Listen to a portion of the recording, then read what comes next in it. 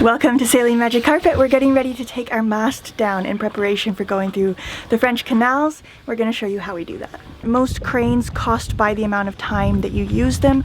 So for us, half an hour is 100 euros and anything beyond that is more. So when the crane actually comes, we want everything to be as prepared as possible, and we'll show you what that means. So the first thing is to remove the boom. As you can see, obviously remove the sails first if that already hasn't been done. Our boom is just lying here. The next thing is the electrical connections. Often there's wires running through the mast down through the deck from antennas or from position lights. And your best friend there is a flat screwdriver number 1. Maybe you'll also need crosshead, and that is basically to loosen all the electronic connections.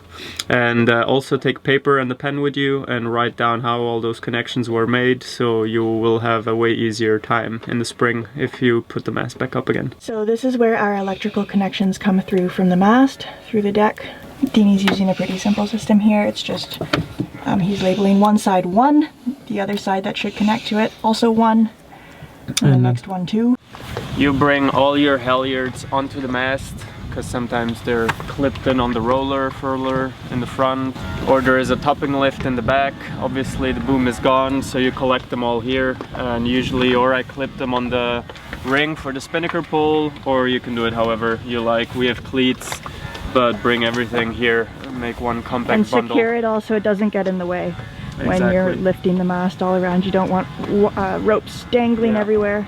But what you do want is some extra pieces of rope, which you will need once the shrouds come loose. You attach them on the mast and you do some clove hitches to have them all in one bundle together here. Yeah.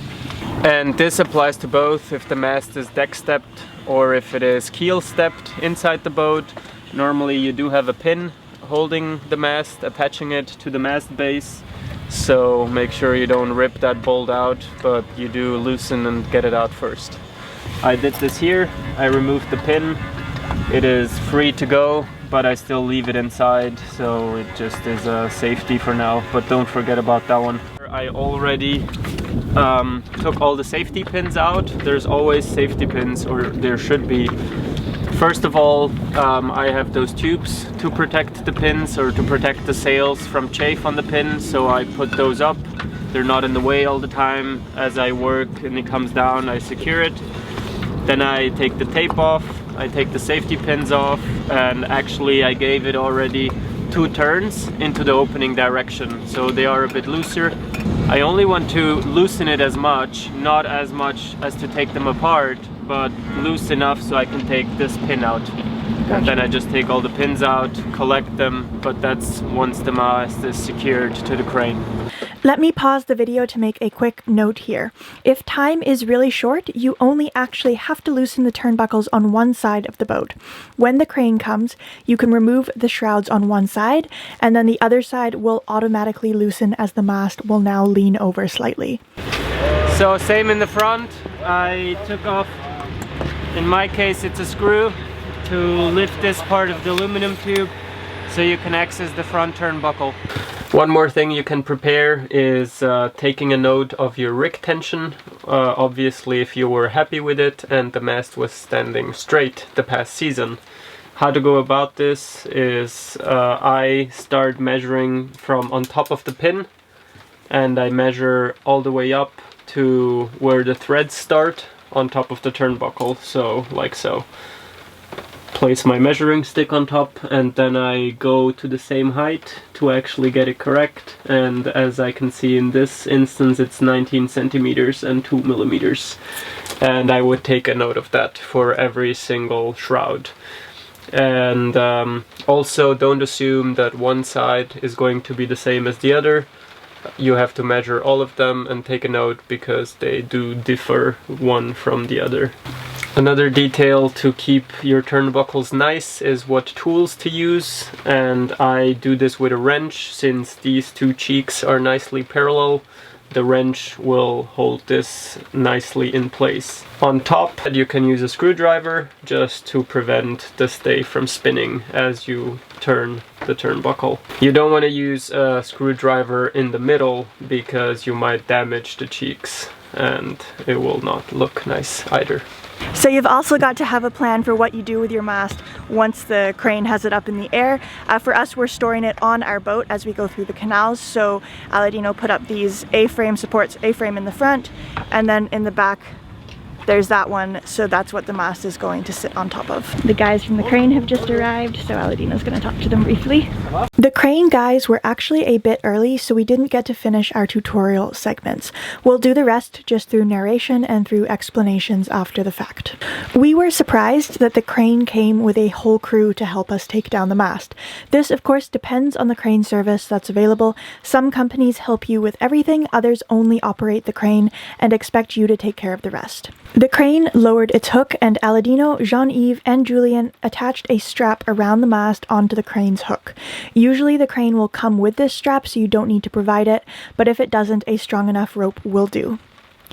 The crane then lifts the loop up the mast. Notice how Julien is using the halyards on the mast to guide the strap up so it doesn't get caught on our mast lights or other protrusions. The crane will go up until it reaches the spreaders, and then it will stay there while the preparations on deck are finished. They're getting off the last remaining side shrouds. Aladino is releasing the back stay, which is the first to go, and the front stay will be last. Yep. The back stay is now removed and the shrouds are almost done. Jean-Yves is securely tying the loose shrouds onto the mast. The crane should now be putting tension on the mast, holding it in place. Aladino stands by with the forestay while they attach the rigging to the mast. Let's pause the image here and talk about the roles each person is playing. Aladino is standing by with the forestay. Like many sailboats, our forestay has a roller furling mechanism, which means that the stay itself is within an aluminum tube, which is vulnerable to bending. It is also longer than the mast, so Aladino has to wait for the crane to lift the mast up before he can safely walk the forestay to the mast and secure it with the rest of the rigging. If you're short-handed, you can also just leave the forestay to hang off the side of the boat, but make sure you wrap it with fabric to avoid scratching your boat. The most crucial role here is what Jean-Yves is doing at the mast. There should always be one person standing at the mast base holding it in place. Some masts are heavier on top, so once the rigging is released, the mast could pivot and smash the boat. The person should stand behind the mast holding it with both hands and with one toe on the mast foot, preventing it from sliding out. This person can also be responsible for watching the top of the mast, where there are usually delicate instruments installed to make sure that it doesn't hit the crane. Julien is finishing with the last shrouds so that they can be collected and tied onto the mast, and then the crane will lift the mast up, Aladino will walk the forestay back to the mast to secure it, and voila. You can see it's already lifting a little bit. Jean-Yves has his toe on it to make sure it stays in place for now. At this point, the mast pin has been removed. So Jean-Yves will stay at the base of the mast, and then I think Aladino's going to have to tie the forestay onto the mast now as well.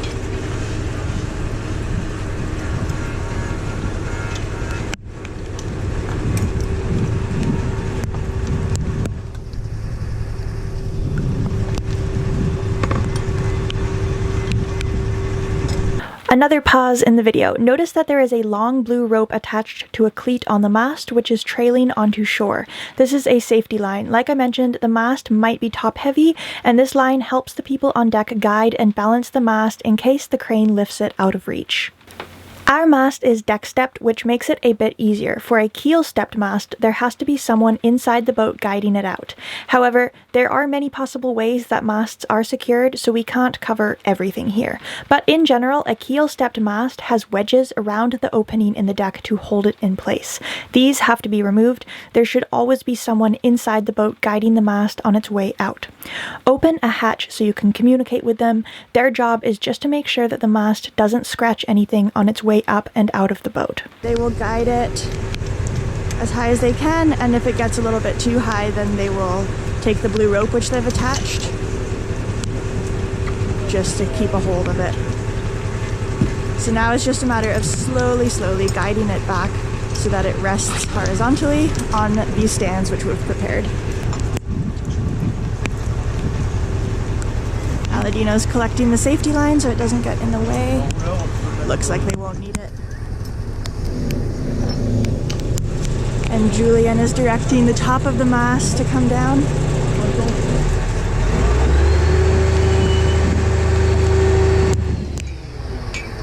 Now it's just a matter of carefully guiding the mast. Make sure your crane operator goes nice and slow so that you don't get anything tangled, caught, or bumped. Pay careful attention to the top of the mast where there are often delicate instruments installed. Our mast is pretty short and very solidly built, so bending isn't too much of a concern. However, for a longer and more flexible mast, this has to be taken into account, since too much bending could permanently damage the mast. Most masts are built in an oval shape, so make sure you don't let an oval mast flip onto its side where it could bend easier. Peasy and Aladino's now going to secure the A-frame down and secure the mast with it. And then we will tidy up all of the shrouds and stays so that they're nice, neatly packaged to the mast and they don't get in our way or get caught on things, and that's pretty much all there is to it. Once things are secure, you can release the crane. And voila! I hope this was a helpful tutorial. We'll be back soon with videos all about our adventures in the French rivers and canals. Make sure you hit subscribe and click the notification bell to get updates whenever we post a new episode. And a big thank you to our patrons for making this episode and all the episodes we post on this channel possible. An extra big thank you to these folks who really go the extra mile to make sure these videos keep being produced. See you next time!